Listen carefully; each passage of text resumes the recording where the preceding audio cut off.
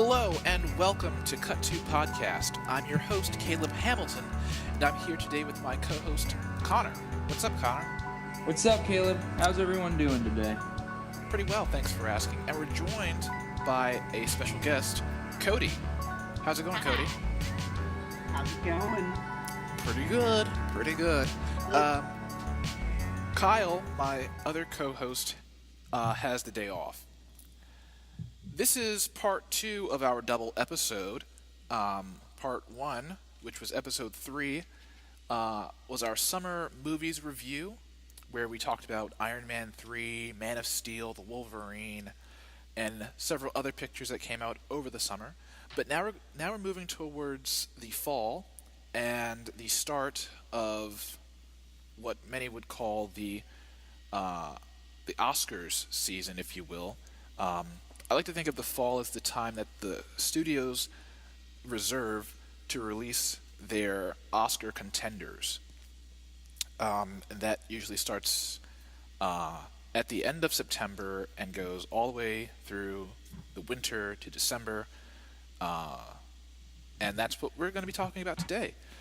So let's get right into it. And releasing on October 4th, we have Alfonso Cuarón's Gravity, starring Sandra Bullock and George Clooney. You know, what's up with this film? I mean, It's just getting so much buzz, and I think rightfully so. I mean, every piece of promotional material I've seen has got me really excited, and it's not just the interesting premise of two astronauts, in this predicament in space. It's just the way that it was shot. Like all the trailers, it's all these personal angles and the special effects, and it just looks like it could be so good. And I think it's going to be so interesting to have Sandra Bullock and George Clooney acting alongside each other, because I think they're both great actors, and when they really have a strong script, they really can give the audience something very memorable. So I'm very excited, not just because, I'm a sci-fi fan and I like space and all that, but it looks like to be an action movie, but that at the same time very personal and very dramatic. So I'm really excited for this film. Cody, you have any thoughts? Yeah, I'm really excited for it. I haven't seen all of Children of Men.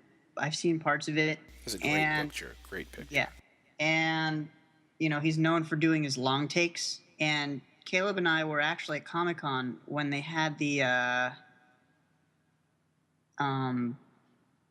whatchamacallit. They screened some of the footage, and Alfonso Cuarón was there to speak about it. And there was that entire sequence that they show on the commercial with the exploding space station. That's all one shot, it's done in a single take. And Wow. It's amazing.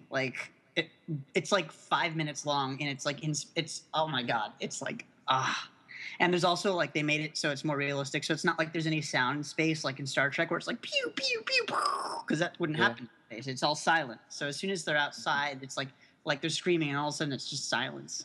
And That's awesome. I've heard an entire chunk of the movie is just Sandra Bullock by herself flying through space. She's just Really? yeah, she's totally. It's just gonna be I'm just really curious to see how they pull it off. It's gotten amazing. Yeah, I think it still has 100 on Rotten Tomatoes right now. That wouldn't surprise me. Yeah, and while we were at Comic-Con, Alfonso talked a lot about the technology that he created to shoot this movie. And you mentioned that there are a lot of, tight personal angles. And the stories that he and Sandra told, it just sounded, it sounded really amazing, but really scary at the same time. Because there's these computer-controlled cameras, and Sandra was, suspended upside down in this box he built with, wasn't it LEDs all inside of it? Yeah.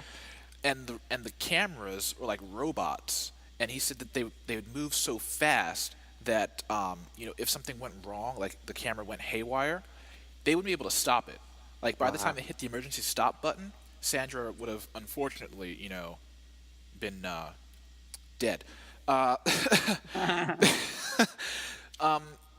what we've seen so far from all the trailers, we don't know much about the story except That's what I love, though. There's a sense of mystery about it. Yeah, And I Yeah. mean that uh, if you want to do the mystery box, I think that's the way to do it. Don't give away so much of the story. exactly. But not all films lend themselves to that sort of marketing, that style of No, no. marketing. And this one's just perfect for that. So that's out on October 4th in 3D and IMAX 3D and 2D in select theaters. I'll be seeing it in 3D. I think I'm gonna I'm see it so in excited to 3D. see it in I 3D. mean, Was this shot in it, 3D? it was shot Okay. in 3D. Yeah. I think I'm gonna see it in 3D then. Okay, great. The next film on our list, Escape from Tomorrow, premiered earlier this year at the Sundance Film Festival under great secrecy. And we've spoken a lot about this on our past two podcasts, but we want to get more into, what the film is about. It's supposed to be a horror film, but I don't view it as a horror film just from the footage I've seen. It's more like a psychological thriller of sorts. That's what I thought. I really liked the trailer. Yeah. I wouldn't say that I'm excited to see it, but I'm definitely intrigued, and I hope the theaters around. Because is this being released? It is. It's Not being wide. released theatrically, and then you can also see it on demand and iTunes. I think I'm gonna go see it on demand, just because I have a feeling the theaters around here won't play it. But I'm very intrigued to see it. What the most intriguing part is that the cast and crew filmed this on Disney's property without their permission. Hmm.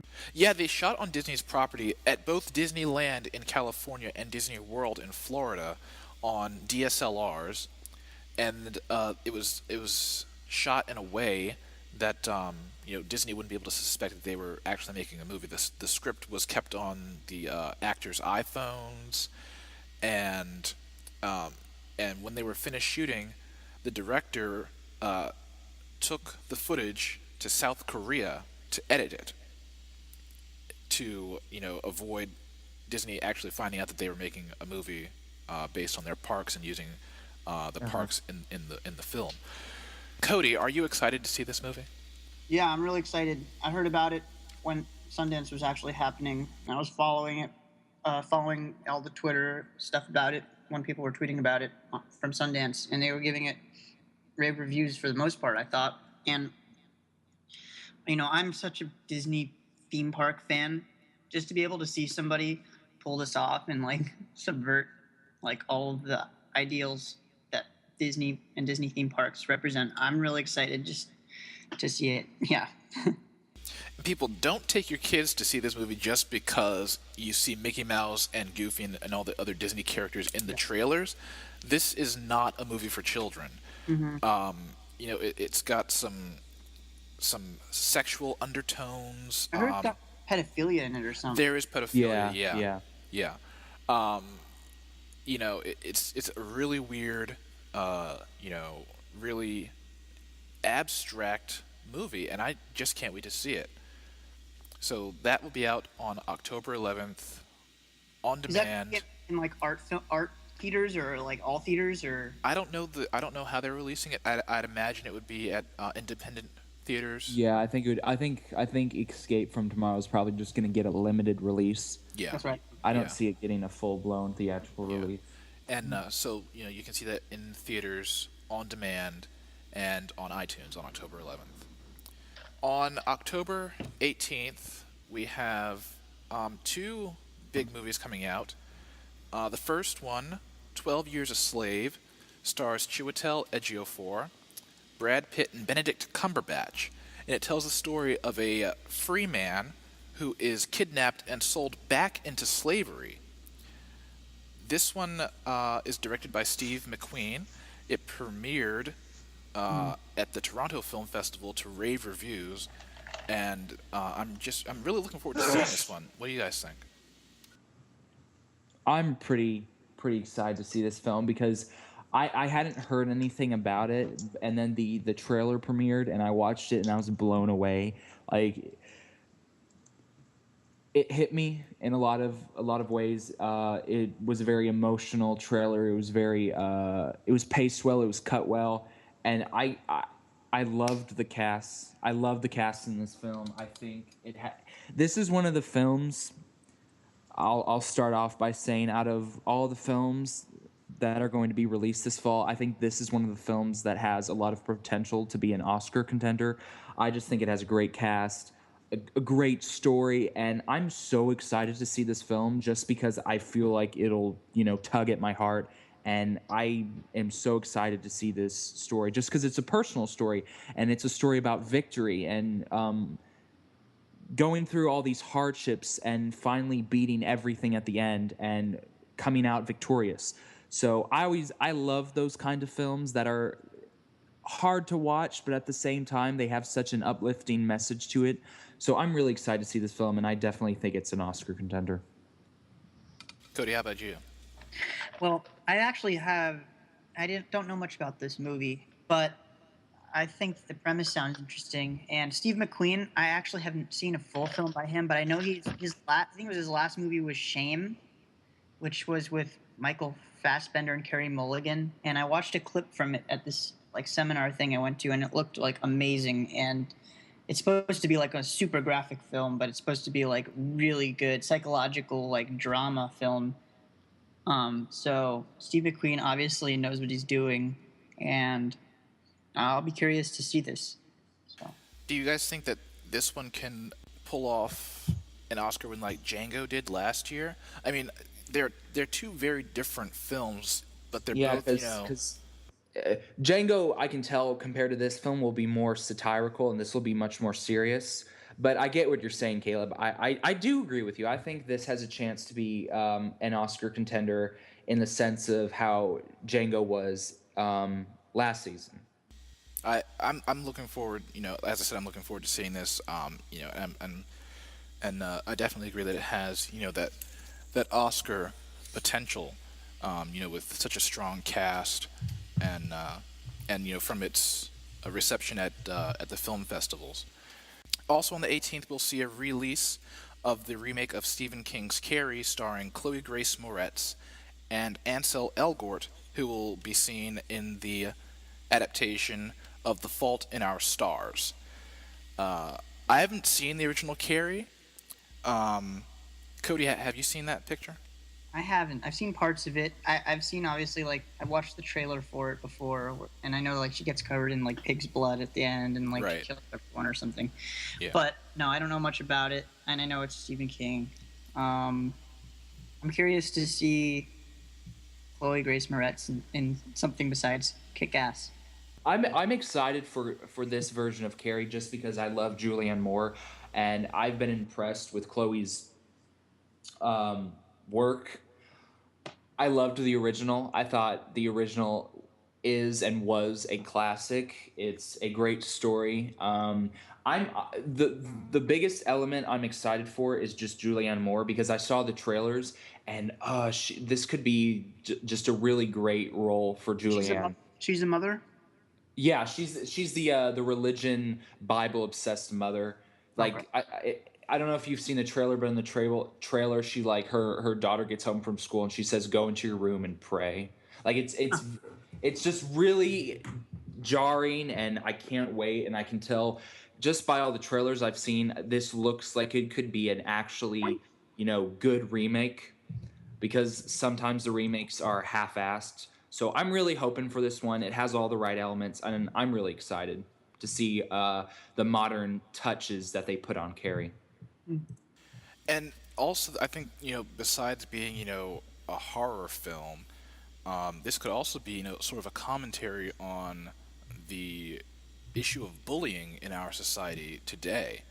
Because Carrie, she is a bullied young woman in high school, and I'm not sure how much of a message we can get out of that. I mean, I don't think it'll be a message that we want to, teach people to, take revenge on your enemies, but we'll have to wait and see. Maybe they did a little, put a little positive message in there at the end. I believe we skipped a film on accident. We have the sequel to Machete, Machete Kills, directed by Robert Rodriguez, starring a a plethora of today's stars. We have Amber Heard, Mel Gibson, Sofia Vergara, Jessica Alba, Danny Trejo in the title role. We also and Lady Gaga making her, What? yeah, Lady Gaga. I don't think this is her film debut. Connor is our resident expert on Gaga file. Lady Gaga. Oh, hello. Is this her first film? Yes, this is her first film, and I think she's also has a role in Sin City too. Okay, cool. Yes. I can see that. I'm excited for this film just because Robert Rodriguez's films are just good old fun. They don't take themselves too seriously. I liked the first Machete. I saw it in theaters with my friend, and she and I really liked it because it was a B movie, but it was supposed to be a B movie. It had the vibe of a B movie. It was over the top, bombastic, and that's what I love about Robert's films. You know, he's very much a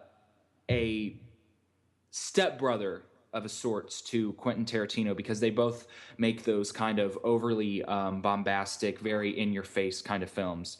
So I'm excited for it just to see Mel Gibson and just to see Charlie Sheen because, you know, Charlie's had this whole public meltdown, and I'm just interested to see what he'll do as the president, which I think is Is hilarious. he the president? Yeah, Charlie plays the president in this film. That's awesome. Yeah, I think it can be really funny. I'm gonna go in expecting to see a funny film that'll be entertaining. So I'm excited. Cool. Yeah, I'll probably check this out on DVD. I wasn't a fan of the first Machete, but this one seems like it has a very interesting plot. So I'll give it a chance. Cody, do you have any thoughts on Machete Kills? I never saw the first Machete. I don't know. I kind of wanted to see it, even on DVD, but it just wasn't ever at the top of my list. There's always was stuff that was more interesting coming out, I thought, whenever I had a chance to watch it. But yeah, I think I'm with Caleb. I'll go see it when it's on DVD, and I'll spend my ticket money on some of these other movies coming out during Oscar season. Cool. Like the next one debuting on November 1st, the long-awaited film adaptation of Ender's Game. Yes. Directed and written by Gavin Hood, starring Asa Butterfield, Ben Kingsley, Harrison Ford, Abigail Breslin, and Viola Davis. This is the story of some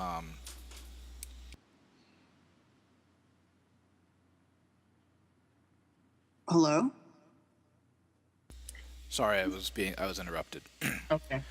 Ender's Game is set in the far future, where children are sort of recruited into the international fleet to prepare for an alien invasion. But there's some issues, and it turns out that it's really all a simulation until it isn't. If that makes any sense. For everyone. They read the book. The book has been out for years. Read the book. I never read the book. Oh well.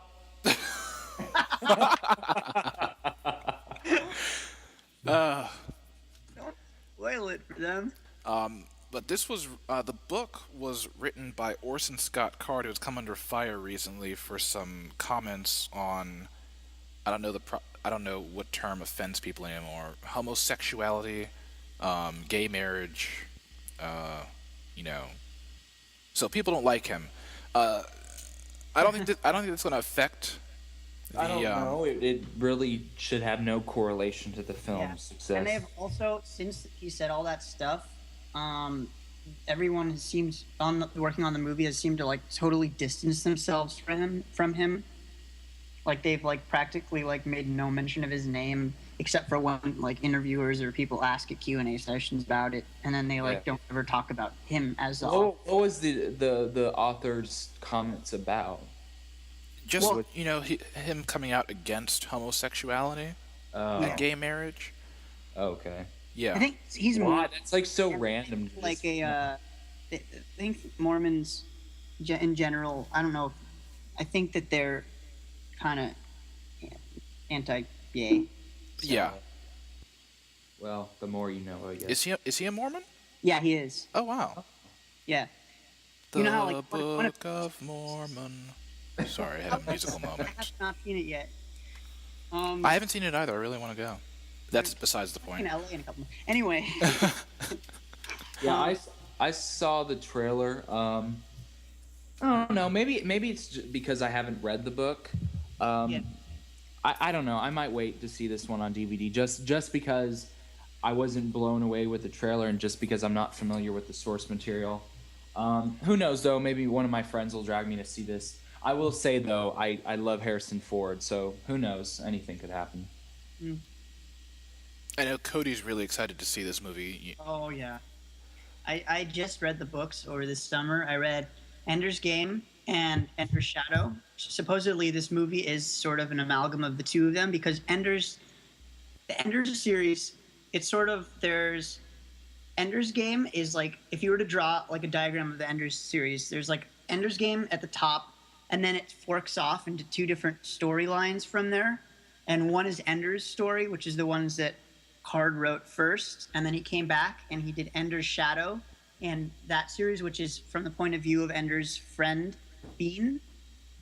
And it's basically Ender's Shadow is actually the events of Ender's Game told from the point of view of Bean. It's like a different point of view of the same events. Oh, okay. So sort of like the fifth Twilight book that was supposed to take place from Edward's point of view that never happened. Sure. Yeah. Like I said, the Lion King 1.5 is a good example. Okay, so we'll use that one instead. Yeah, I like the Lion King 1.5. So, yeah, it's really interesting. It definitely has a different feel than the first Ender book. As it should. As it should. Yeah. So I'm excited. I'm super excited. I don't want to spoil anything for anybody, so just go see it. See it. All right. Thor: The Dark World has a sort of funny release schedule. Its wide release is on November 8th, but on October 30th, it's coming out in IMAX 3D only. So that's a week before its wide release.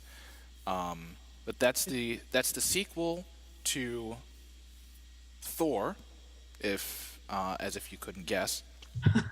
No, really. Is this the first movie released in that format? Is this a prequel? Is this a prequel, Caleb? No, this is a sequel. No. It's a direct sequel, but no, Thor was actually released in IMAX 3D when it came out, and my review of that movie was actually picked up and featured on IMAX's website along with USA Today and the Huffington Post. Shameless self-promotion aside, Thor: The Dark World is the story of the god of thunder, the Asgardian god of thunder, Name Thor. Thor, and his fight against a dark force known as the Dark Elves.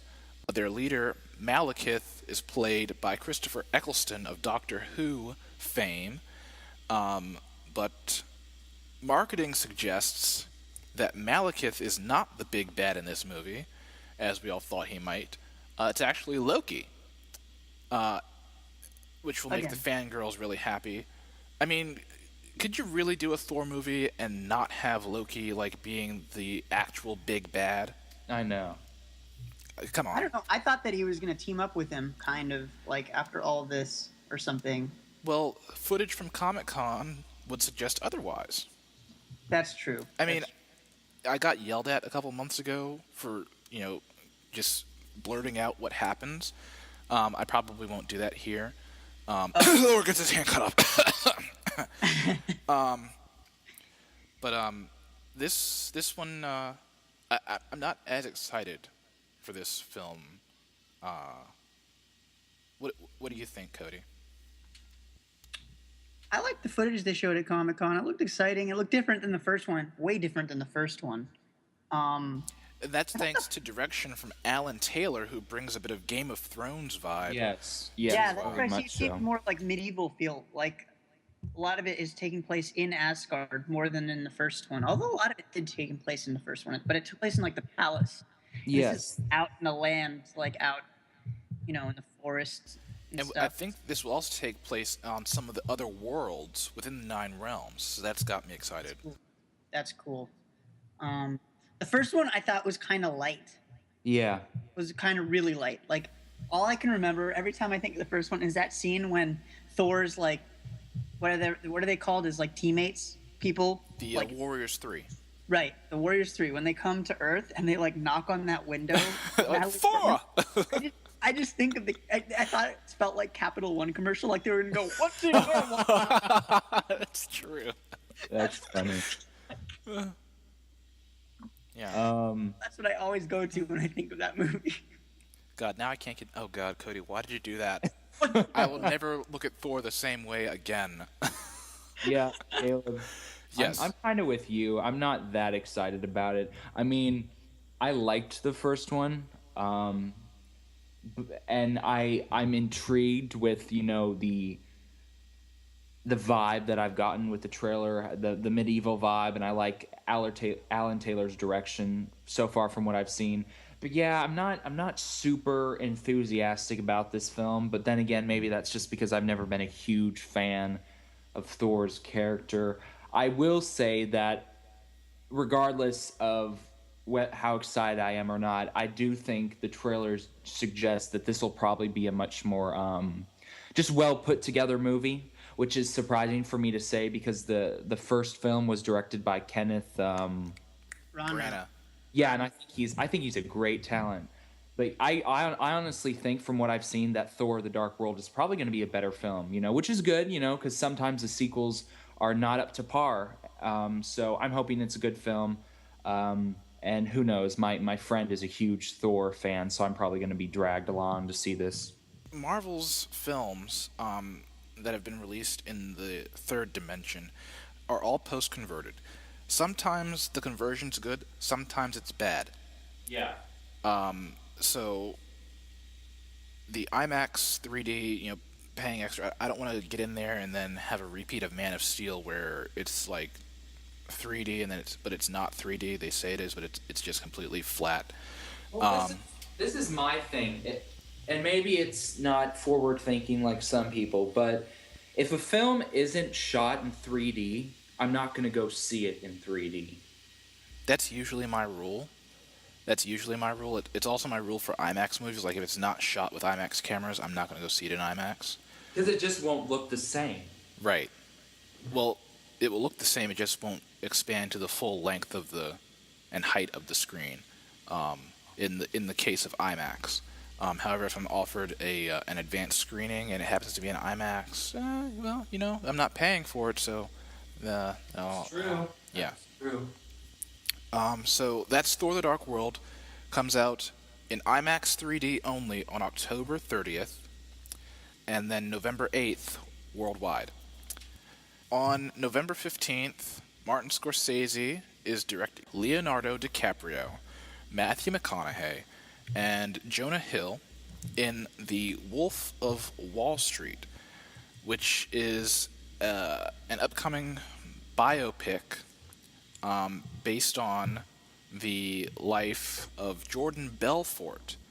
Belfort was a New York stockbroker who refused to cooperate in large security fraud cases involving corruption, the corruption of Wall Street, the corporate banking world, and the mob. The trailer was released a couple months ago. It looked really, really good. Yes, I was very pleased with what I saw. DiCaprio, I think, will finally win an Oscar for this role. That would be nice because I think he's gotten snubbed. He's been snubbed many, many times. Many times. I wouldn't be surprised if he's snubbed again. What do you think, Cody? Yeah, I think maybe he'll get snubbed again. I think he's gonna maybe get snubbed they'll again. pull like a John Wayne on him, and then like his like last acting role before he's like out on the way out, like they'll like go, oh, here's an Oscar, by the way. But I think that's exactly what's going to happen. Actually, they're going to the Oscars is going to some way honor him, before he, tips his hat and walks out the door. But yeah, I don't think he's gonna win. I think he'll get a nomination for this film, Mhm. but I don't think he's gonna win. Can I just say, Matthew McConaughey, man, has that dude turned his career around. Right. I was very pleased with what I saw in this trailer. He was funny. He was in your face. Mhm. I'm really excited to see him in this film, and I'm really excited to see him in Interstellar. I'm just excited to see any film he's in because he seems to be picking very smart roles lately. So I'm excited for this film just because the vibe seems fun and interesting, and maybe it'll be what I wanted Wall Street 2 to be, because I remember seeing Wall Street 2 and a little bit disappointed. So maybe this film will make up for that just because of the Wall Street storylines in it. You're right. I mean, this movie just looks like a lot of fun. God, I just can't wait. I cannot wait. I love, how Scorsese and DiCaprio work together. There's such a mutual respect there, I feel. Oh, yeah. Yeah. So they're a great team. They're a great team. On November 22nd, we go back to Panem. Oh my God! The Hunger Games Catching Fire. Look at you get all giddy like an excited schoolgirl. I love Catching Fire. That was my favorite book from the series. I read Mine too. I read the Hunger Games series in a matter of 3 weeks. I went on spring break and I took a vacation to my grandparents' house in Southern Maryland. And before I left, I had the book ordered online and they delivered it while I was down there. Wow. And my grandmother kept telling me to put the book down and talk to her because that's all I was doing. I was reading the books. I didn't want to do anything. Oh no. Yeah. So, Francis Lawrence comes on to direct. Oh, I love him. Jennifer Lawrence and Josh Hutcherson and Liam Hemsworth in the My in the girl sequel. Jennifer. Yeah, I love Jennifer Lawrence. Yes. Jennifer, if you're listening to this, it looked wonderful at Comic-Con. I was there in Hall H, graced by your beauty. Marry me. Well, this is awkward. Anyway, I'm really excited for The Hunger Games Catching Fire, not just because it's the best book and most likely will be the best movie of the series. It's because Francis Lawrence shot the arena sequences on IMAX. Holy shit! Bam! Yes. I truthfully have never read a single book. And I didn't even see the first Hunger Games in theaters. Aw. And then I finally saw it on DVD and I was blown away. I was like, wow, I actually really enjoyed that. So I'm going to go see this film in theaters. I'm really excited. I love Jennifer Lawrence and I can't wait. And I really liked the Catching Fire trailer. So I'm all for it. I can't wait. I'm probably going to go with all my friends who actually read the book. So I'll be like the one lame person there. You could read the book right now before it comes out. Yeah, you've got time. I probably should, just so I have a clear understanding of what I'm going to see. Yeah. And you can read Ender's Game too. Cody, are you looking forward to Catching Fire? Yeah, I'm really excited for it. I actually read Catching Fire in 8 hours. Wow. And then the next day, I read Mockingjay in 8 hours. Wow. I read them back to back in 2 days. I didn't do anything. There's such good books that you They're just so good, can't put them down. You cannot. And I'm real excited. I like the Hunger Games a lot. I think we're worse than the fangirls, guys. I think we're worse. Oh goodness. Oh god. Okay, so the footage that we've seen so far looks great. I just didn't like how they didn't show any of the arena in that first trailer, but they need to release another one soon. Yeah, they gotta. They didn't show any footage of the arena at Hall H. I thought they did. They did, yeah, they did. That wasn't the first trailer. No, that was a new one. I saw footage of Katniss in this weird rubber water suit or something. Have Yeah, they released, yeah. Have they released another trailer since then? I thought that they had a shot of it right at the very end of that trailer. I could have. Yeah, I think it was. Yeah. I'm not remembering properly. Maybe they have, maybe they haven't. I don't know. But yeah, for those who don't know, Catching Fire is about the 75th Fifth. Hunger Games, and that's also called the Quarter Quell, where they bring all the previous winners of the Hunger Games back, and they play another round of the game, and And it kind of sucks for them. yeah, because only one of them can win. And they all won already, and it's like, yay, I'm Yeah. free. Not really. But yeah, and and the funny thing is that when you win the Hunger Games, you win a wonderful house in your district. You get all this money. You get to tour all over Pan Am and wave to people and sign autographs and all this stuff. But then of course you have to come back and kill or be killed again. Well, from what I remember, every 25 years or whatever it is, the Quarter Quell, it's Yeah. never the same thing. Like, it's not Yeah. like that was just like because of Katniss, like stirring up everybody's like fervor. Like, they were like, we got to do something about this. Let's make the Quarter Quell this. Yeah. It wasn't like policy that they always, like, every 25 years that the victors come back. So yeah, I can't wait to see that. That's out on November 22nd in theaters and IMAX. Can't wait. You should make the effort to find a real IMAX theater, not one at AMC or Regal, but IMAX. a Limax screen. Find an actual 2-story tall IMAX screen to see this in, because you will not be disappointed. You will not be disappointed. Jumping to December, the last month of the year. Oh if, my god. If you Count from 1 to 12. yeah, or if you generally don't know, you just think that there's like another month after December. I'm just gonna inform you now. December is the last month of the year. Then it goes to January, which is a brand new year. What? Just the first month of that brand. Yeah, you didn't know that, Connor? No, are you being serious right now? I'm being very serious. December is the final month of every year, and then Mind blown. yeah, I used to think that there would be like an extra day where like there's nothing, and You ever then see that episode of Doug where he makes Sunday and then there's an 8th day and he names it Fun Day? I've never seen Doug. I'm lying. I've seen Doug. I just don't remember. But yeah, back to our fall movie preview. I guess we're kind of like into a fall/winter movie preview now. American Hustle Yes. comes out on December 13th. Again, with an ensemble cast of Christian Bale, Bradley Cooper, Amy Adams, Jeremy Renner, Robert De Niro, and my love, Jennifer Lawrence. Again. Oh my god.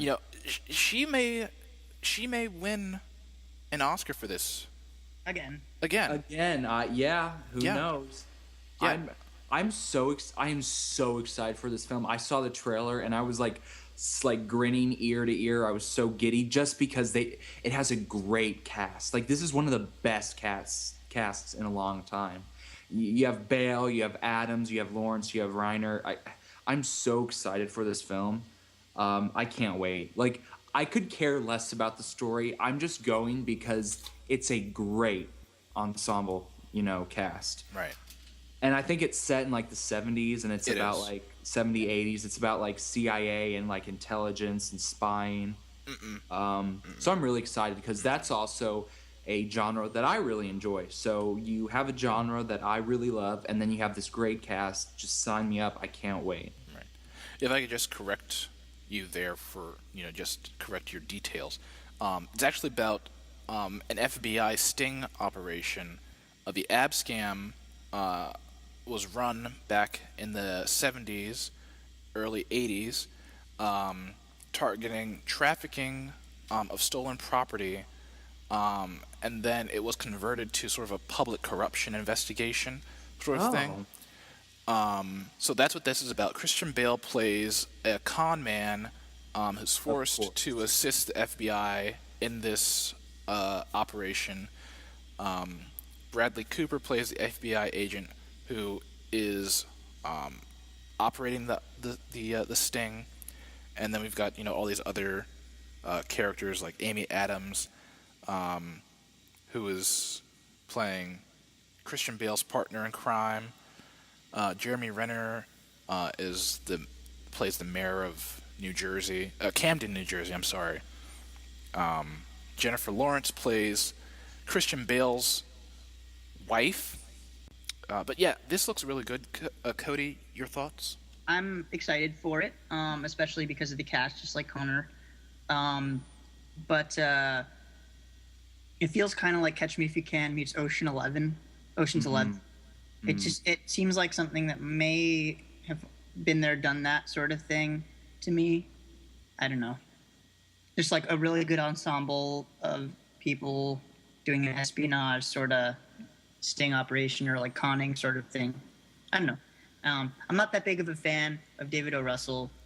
I think I told you guys about that, but I don't know. I feel like I can see it in his films, like his personality in his films. I'm not a big fan of his personality. Anyway. Also on the 13th. The 13th is a very big weekend. It's a very big weekend.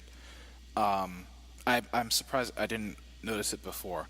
But the second film being released on the 13th is Saving Mr. Banks, which is a Walt Disney movie about Walt Disney trying to secure the rights to Mary Poppins. It stars Emma Thompson as Pamela Travers, the author of Mary Poppins, and Tom Hanks as Walt Disney. It switches between flashback and present, quote unquote, present day. Not in our time, but in the time that Walt Disney was making Mary Poppins. So it's just her time in Australia as a child, and then switching to the '60s, where Walt Disney is trying to persuade her to sell him the rights to Mary Poppins. I'm not terribly excited for this movie. I love Mary Poppins, but I don't think this one is going to do very well. It's just not the type of. It's not a kids movie. I mean, it's a Disney movie, but I don't think kids are going to go see it. Of course not. It's not made for them, I think. No. Which is very interesting choice by Disney to make a movie that's not marketing towards kids. I'm actually kind of excited to see this. I actually really like the trailer, and it's more of a biography on the making of Mary Poppins, and it's more of a biography on Walt Disney himself. And I love Tom Cruise. I think he's one of You our. mean Tom Hanks? Oh my God! Did I really just say Tom Cruise? Yeah. Wow. Let me redo that. I think Tom Hanks is one of the great actors. I've loved almost every film he's been in. You can't say to me that Tom Hanks is overrated, because just he's that good. He can do a bad movie and he can still give a solid performance in that horrible movie. I don't know if I'll see it in theaters. I am sort of excited for it. I just think it's an interesting story. I think, judging by the trailer, we can expect a stellar performance from Hanks and everyone involved. He also has like another film coming out this year, like Captain Phillips or something. Yeah. I think that's coming out in October or something. So who knows? I actually think that this might be an Oscar contender. I've been hearing a lot of buzz actually that it's a really good film. I don't know if it'll, like Caleb said, I don't know if it'll do amazing financially, but I definitely think this could be a big critical hit with the critics. Cody, your thoughts? I am super excited for this movie. Like I said, I'm a huge Disney fan, especially Disney parks, and to see Disneyland like on film in circa 1962 or whenever it was, I'm just super excited for that. I'm super excited to see somebody authorized to portray Walt Disney, because I think the closest thing we've got to an authorized portrayal right now is Tony Stark's dad in Iron Man 2. Yeah. That's not even like him, really. That's like alcoholic Walt Disney. I'm excited for the performances. I'm excited to see the Sherman Brothers, played by B.J. Novak and Jason Schwartzman. Those are the guys that wrote the music for Mary Poppins, The Jungle Book. They wrote The Tiki Room, It's a Small World. They're Disney legends. They've written all sorts of Disney music, and to see them like portrayed by such funny people on film is exciting for me. And Paul Giamatti's also in it, so um, I'm super excited. I am concerned that because I heard that the story, like the real story of what happened was he wasn't going to give them the rights, and she finally relented, gave them the rights, and at the premiere, literally at the premiere, after the thing was signed, sealed, delivered, like ready to go out, she was like telling Walt Disney, like, no, you can't have this animated sequence in the movie, and he Yeah. was, well, it's done. Like, I'm sorry, like, too bad. And she like left the theater crying, and like that, and she never authorized anybody ever to adapt Mary Poppins again in film. Yeah, yeah. Wow. And I feel like Disney is gonna Disneyize it, fabricate ending, change it. You know what I mean? And I feel like I know that they have to put Walt Disney in a good light, but they should also act. Honor what happened. Yeah, Well, we'll see. That'll be definitely interesting to see how they will go about changing that up or portraying that. Wouldn't it be epic if they just ended it with that scene there, and she's like, "No, you can't do this," and he's like, "Frankly, my dear, I don't give a damn." That would be perfect, actually. the performances have gotten Oscar buzz already.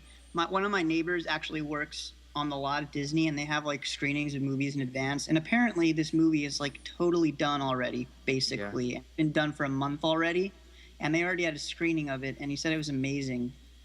Well, I think that financially it will do better than you guys think, only because there is such a hardcore niche audience for Disney stuff, anything Disney. Like, there's a reason that they have D23 and that it's sold out, like Comic-Con sort of thing, and it's because there are these people that are even if there are better movies, quote unquote better movies that are coming out that weekend, because it's Disney, they'll show their support for it. it might struggle because it's going up against the sequel to The Hobbit, The It is. Desolation of Smaug. It's true. Yeah. It's going up against. Oh wow! Holy Yeah. crap! I didn't know that. Yes. That's- And that's where that's- I'll be on December 13th, seeing Oh. The Hobbit, the Desolation of Smaug. Good luck with that, nerd. Okay, well, I'm not going to be the only one there, so You'll be with people. I will be with people. Yes. Martin Freeman returns as Bilbo Baggins. Bilbo. We've only seen one Bilbo. trailer, and I think that's all we need to see of this movie until it's released. I mean, that was enough. I would like to have gotten a taste of Benedict Cumberbatch as Me too, actually. Smaug. And it's cool because he's pulling double duty in this movie. He's playing the dragon, which will be really interesting to see. He's also playing the necromancer. Is he? Wow. Yes. Yeah, he was playing the necromancer in the first one too. Was the necromancer in that one? He was like that shadow. He wasn't like it wasn't him, but he was credited as it, I think. Oh, okay. Remember, he was like, "Oh, I saw that weird shadow figure demon guy," Oh, right. Yeah. for like half a second, and then it's like, "Oh, Benedict Cumberbatch." If he had a shadow behind him. Yeah. So this one is going to be, I think, much bigger than The Hobbit, An Unexpected Journey. Is this also going to be in 48 frames per second? I believe so. Yeah. Wow. I'm probably going to end up seeing it again in 48 frames just because I liked it so much the first time around. Ew, what's wrong with you? It was cool. It was so bad. I don't know. I did get a headache from it. Yeah. I think that was just because I was really excited. Was it? Was it, Caleb? I don't. Were you screaming like a little girl, like shoving popcorn in your face? pointing- Yep. I bet. Oh my god, what's gonna happen next? Munch, munch, munch. Oh my god, munch, munch, munch. I sat at Comic-Con. I went to a panel that was put on by some Hobbit fan club, and they sat there for like what felt like 2 hours, but maybe was just like an hour and a half, deconstructing the plot, like pulling clues about the plot from the books, and then just analyzing screen caps from the trailer. It was pretty funny, and they were all dressed up as characters from the books. I wasn't really paying that much attention because the Hannibal panel was also in that room, and that was right after that. So I had to go through hell to get to Hannibal. It was worth it. It was worth it. Was I'm sorry. Was it worth it? It was because yeah, and I met some great people. They let me cut in the line. Oh, wow. Yeah, it was great fun. Anyway. Not that specific panel, but just waiting for the Hannibal panel to start. Before the Hobbit panel, which was not a real Hobbit panel. They made a big fuss about oh, we won't be able to show any footage, and please don't take pictures of our slides because they're so well made. Oh I'm my like, God. what? I'm like, yes, we can have you take pictures of our text on our slides. Please don't, because it They're belongs tough. to Warner Brothers Sorry. and it belongs to us, and we spend a lot of time.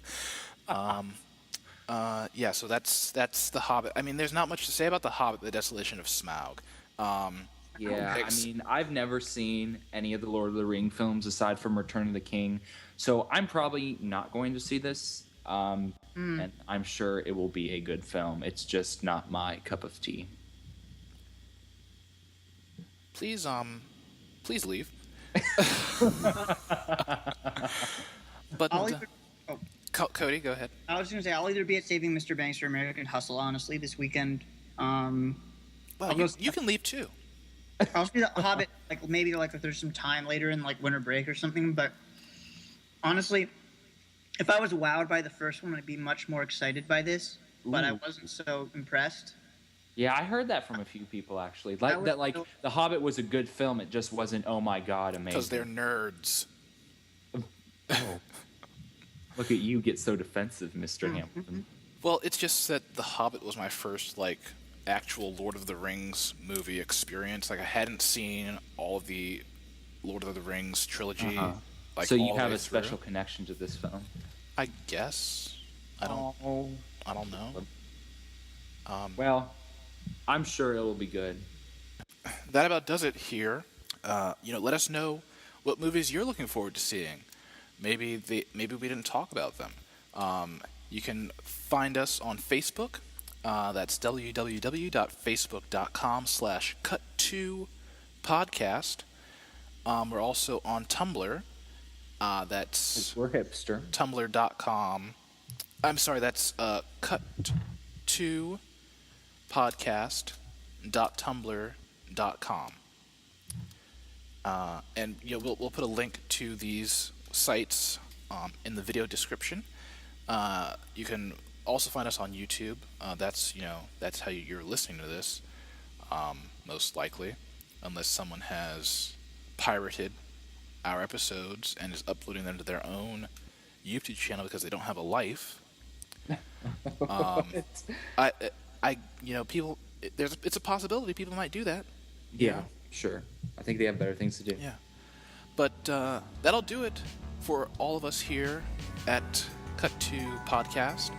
You stay classy, Internet.